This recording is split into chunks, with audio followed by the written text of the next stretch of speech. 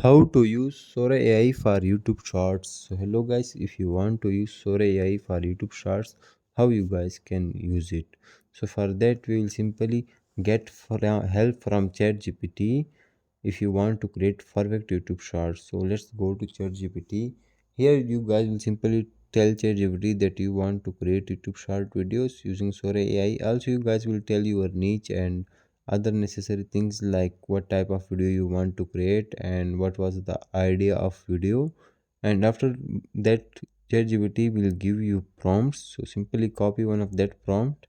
And once you copy prompt, go to Chrome, open Sora AI.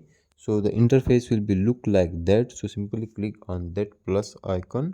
Once we click here you guys will paste the prompt, and once you paste it, simply click on right side arrow and video generation will be started. So once it started, you guys can watch it or download it.